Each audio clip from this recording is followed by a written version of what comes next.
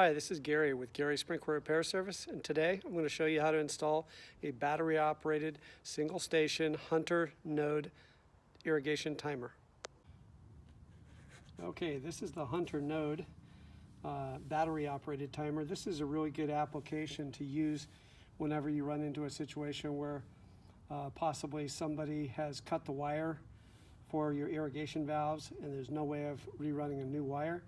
And in today's application, the customer only has a single drip valve, and so it typically would have ran on AC alternating current off of a normal 110 irrigation timer.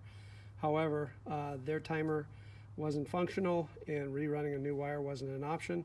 So the best option here is to install a battery operated single station timer.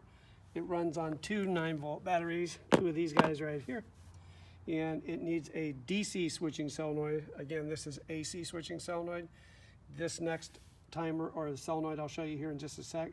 If you buy the single station Hunter node, it comes with one DC switching solenoid that will go on a Hunter valve. Hence why I have a Hunter valve. So this solenoid is going to be coming off of here. So if you don't already have your water off, make sure you turn it off first.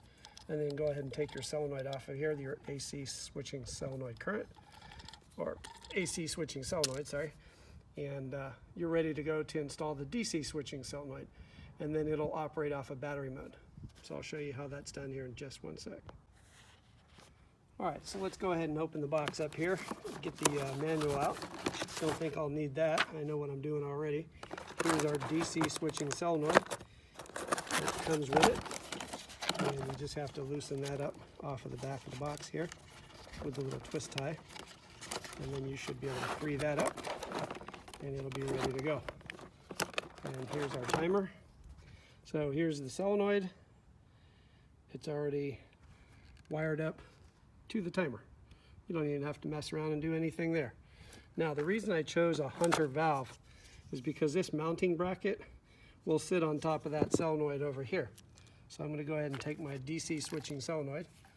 One thing I'd like to do before I get started here, I'm going to use a little bit of the oil off of my face, just around my nose area here, to rub onto this O-ring right here. There's an O-ring right there.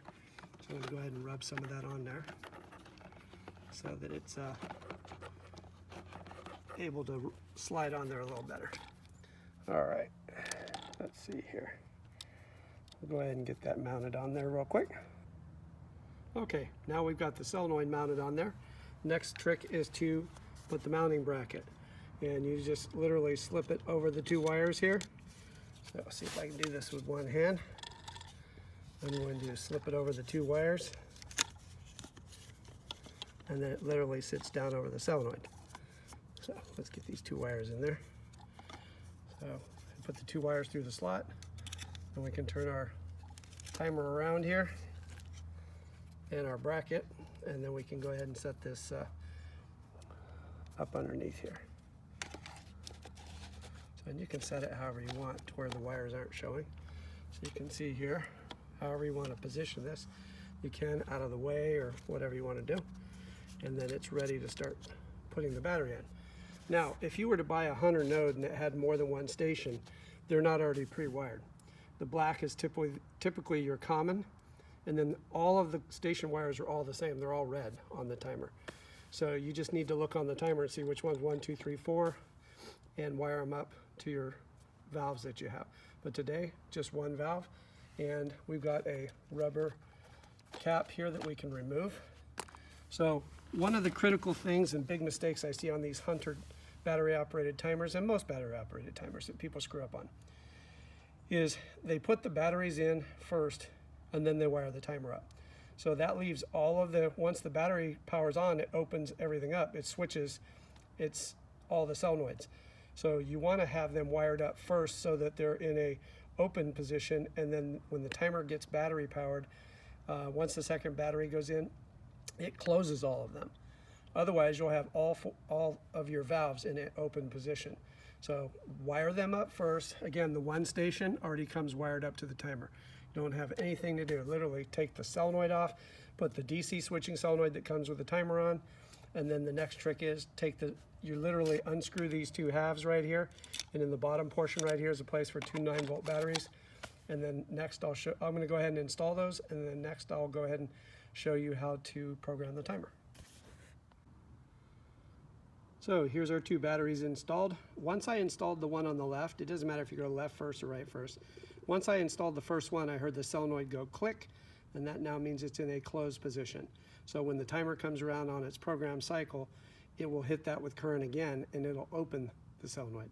So again, critical to make sure if you got a multi-station timer from Hunter, wire up all your stations, get them all hooked up to the common, which on this clock is a black with Hunter. Most clocks, your commons are white, but on this one it's a black. So, and then the yellow wire that you see here is going to be unused today, and that's to wire up a rain sensor should you want to install one. So again, I've got both my batteries installed. I'm going to go ahead and put the lid back on, and I'll show you how to program it. Okay, we're ready to start programming. First thing you want to do is hit that middle button to wake the timer up. You can see it's currently saying it's Tuesday, and it's 12:02 a.m. I got news for you. It's not 12:02 a.m. It is close. It's probably about 12:30 p.m. in the afternoon. So to go to if I sit here too long, this will just go blank like that. To wake it back up, hold down the center for a second, and back it comes. And now we're ready to go. So we're going to go ahead and program in the different things that we need. It's not 2013, so I'm going to hit plus or minus here to change that. So I'm going to hit plus a couple times to change it to 2017. Hit the middle button again, and you can see here that we've got first start time in the A program. So typically we would say, let's say 6 o'clock in the morning. How's that? We'll get it set for 6 a.m. So you just hold down the plus sign until you get to 6 a.m. and it'll be ready to go for its first start time. If you had more than one valve, you do not need, so I went too far, so I hit the minus sign and back up. And you can hit it one at a time or go real fast. And there we go. So I hit it again, and this is the zone, so how long the zone's going to water for. And so if I hold that down, let's say it runs for, let's say 15 minutes. And then next we come back to the days of the week. If it shows a blinking on Monday, this is what days I'd want it to water. So let's say we wanted to go plus for Monday. It moves to Tuesday automatically. We go minus, plus for Wednesday, minus for Thursday, plus for Friday, minus for Saturday, and there's your every other day watering. So that's how you do that. If you wanted to, you can just go away from there and come back, and it'll be on Monday blinking, and you just go plus, plus, plus, plus all the way across. If I kept going, it'll go to odd or even days. If I don't want to be there, just hit the back arrow a few times, and it'll go ahead and move back. So again, I'm going to go back here. It's at the beginning. I'm going to hit it. I'm going to go forward. This is the month.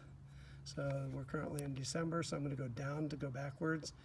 I'm going to then hit the forward arrow and make the days blink. And today's the 12th, so I'm going to hit the plus sign and go up to 12, 13, 12. Okay. And then hit the plus sign again, AM or PM. We've got that correct already. Hit it again, the hour. So we're done there. We've got our start time. We've got our, let's say we wanted to do more than one start time. I'm going to hit this and come back around to start times here.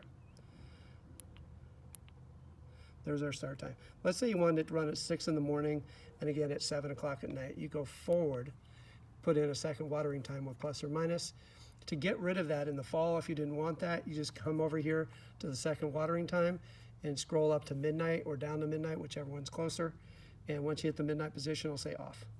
So for today, we're going to go ahead and back it up. And we should be currently set to go. And I'm going to hit this again and see if we can get our days of the week. So, and it's already got our correct days of the week because the fact I put in the right day. Now, one other thing with this timer. Let's say you wanted to turn it off for the summer. There's the off position. If I didn't do anything else now, it would automatically shut off in about 5 seconds. So another thing I wanted to show you on this timer is the water budget. That's right here. Typically it says 100%. So if I say 15 minutes of watering time, it's going to do 100% of that. Well, let's say it's going to be super hot for a couple days and then go back to regular weather. I can come over to this water budget, hit the plus sign here and take it up to like 150%, put it back into the run mode where the time's at, and it will run its normal 15 minutes, and then I'll add 50% longer run time. A couple days later, weather cools back down, come back over here, take it back to 100%, and you're good to go. Again, there's the off, there's the time, there's the year and the month and the date. Here's our start times. You come back around to all of them. It only has 4. It also has an A and a B program button. So if you had multiple stations and you wanted to, let's say, water this zone for 15 minutes twice a day, and the second zone you wanted to water, let's say, every day, and you could put it in the B program and tell it's its own start time when the A program finishes. So at 12, let's say 6:15 in the morning, we could set the B program to kick on if we had another valve and have that water every day for 5 minutes if we wanted. So and there you go. And it goes back to sleep mode to kind of help conserve the battery. So that's about it. There's not much else to this timer. I will show you one other thing. I'm going to wake it up. Let's say you wanted to manually turn it on and run a specific zone. If you had multiple stations, you could hold down this right arrow for 5 seconds and it'll kick it on. So you'll see in the corner here, your sprinkler icon kicks on. So there it goes. It's ready to turn on. It counts down for 10 seconds and you heard it click, and on goes my water for 15 minutes. Now let's say I wanted to go to a different zone. I can just hit the forward arrow and go to this next zone, but on this timer, I only have 1 zone. So it just does the 1 zone. If I had 4 or 5, I could sit here and advance through to the one I want to turn on and then let go, and it will turn that on after 10 seconds.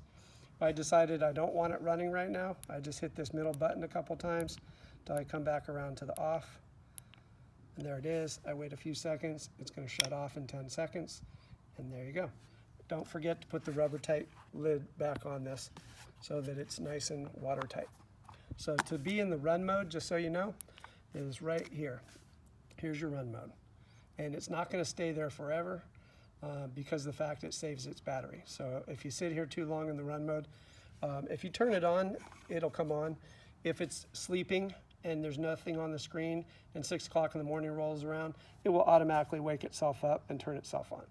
But if I just wanted to come over here and make some adjustments, you hit the center button right here, and you can go back or forward, plus or minus changes. The middle moves you through the different modes on the timer. And again, program over here is for something else other than what we'll use on this timer today. Hopefully that helped you, and I hope you have a good day. And again, like to remind you to like, share, and subscribe our videos if you get an opportunity. And if you do subscribe, make sure you tap the bell for notifications so that you'll have an opportunity to be notified anytime I create a new video. We're also doing a giveaway for subscribers. So when we get to 100 subscribers, we're going to be giving away 10 of the Rainbird 1800 lawn sprinklers, the 4-inch lawn sprinklers. And there's nothing to buy. It's just our way of saying thank you for subscribing. And if we don't have 100 subs by the 1st of January, I'm going to go ahead and give it away to one of our subs that we have at that time.